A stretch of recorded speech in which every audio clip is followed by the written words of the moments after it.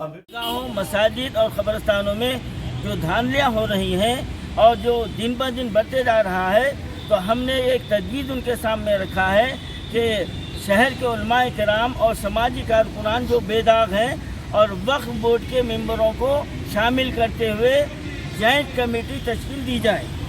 तो अल्हम्दुलिल्लाह चेयरमैन साहब ने मुस्बित जो है ना रवैया किया है, हमने जो है ना वक्फ बोर्ड चेयरमैन साहब के हवाले किया है और अल्हम्दुलिल्लाह आज की बात हमारी समरावर रही। ऑल इंडिया सूफी उलमा कौंसिल इस बात की उम्मीद करता है कि फौरी तौर पर यह मुतालबात की तकमील होगी। अगर हम कुछ दिन इंतज़ार करेंगे, क्योंकि तयख़ुनात मुतालबात तो बहुत होते आए हैं, अब हमको अमल देखना है और हम इस अमल के लिए हम 1 महीना इंतज़ार करेंगे। 1 महीने तक हम वक्फ बोर्ड की और वक्फ बोर्ड के अरकान की दोगली पॉलिसियों की भी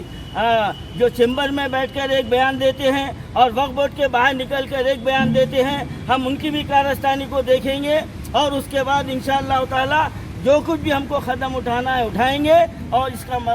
ये मसला हम जो है ना सीधा सेंट्रल वक्फ काउंसिल तक, दिल्ली तक भी ले जाएंगे। कमेटी तश्कील देने पर इत्तेफाक किया गया है, अनक़रीब इंशाअल्लाह उसका ऐलान किया जाएगा। और हमने अहम बात और एक रखा है कि शहर में मैयतों की मुंतकिली के लिए कोई गाड़ी का इंतज़ाम नहीं है और आज जो है ना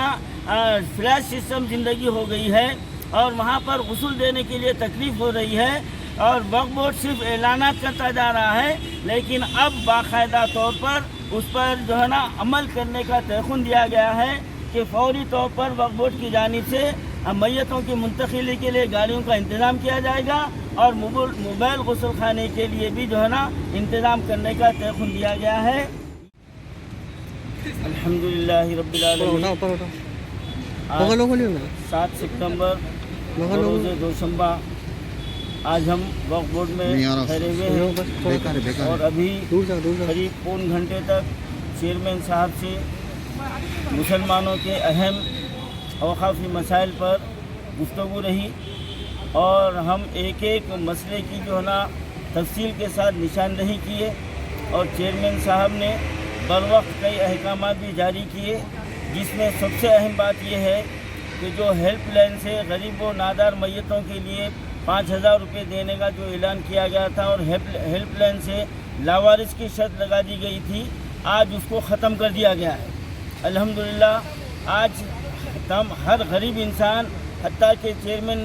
साहब ने ये भी कहा है कि मिडिल क्लास के लोग के पास भी अगर मैयत के वक्त पैसे नहीं रहे तो वो भी जो है ना वक्फ बोर्ड की मदद ले सकते हैं। अगर कोई हेल्पलाइन में या कोई इंस्पेक्टर ये कह रहा है कि ये लावारिस के लिए है, तो इंस्पेक्टर का आप नाम लिख लीजिए और फौरी जो है ना ऑल इंडिया सूफी उलमा कौंसिल से आप रुजू होइए। और चेयरमैन साहब ने कहा कि सूफी साहब आप डायरेक्ट आके मुझसे बताइए, मैं फौरी उसको सस्पेंड कर दूंगा, ये वादा किया गया है। और ये भी कहा गया है कि जो क़ब्रिस्तानों में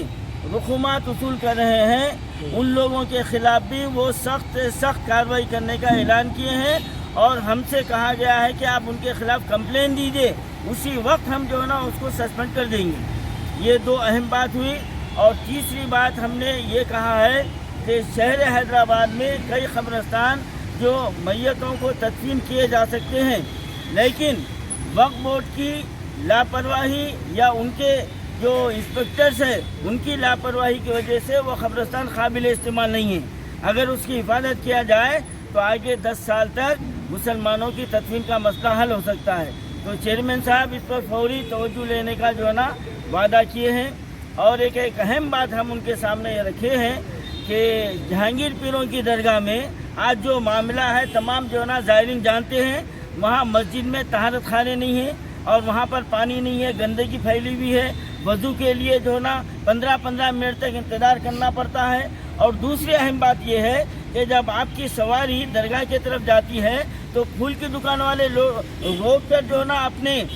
टीन शेड में ले जाते हैं, दुकान के पास ले जाते हैं और फिर उनको ये मजबूर किया जाता है कि आप 500 के फूल लीजिए, 1100 के लीजिए, आप जो है ना 2000 के फूल लीजिए। इस तरीके से ज़ायरीन को हरासमेंट किया जा रहा है। आज हम चेयरमैन साहब के सामने खुले तौर पर ये अल्फाज लिखे हैं, तो उन्होंने फौरी इसके ऊपर एक्शन लेने का जो है ना अहकाम जारी कर दिए हैं।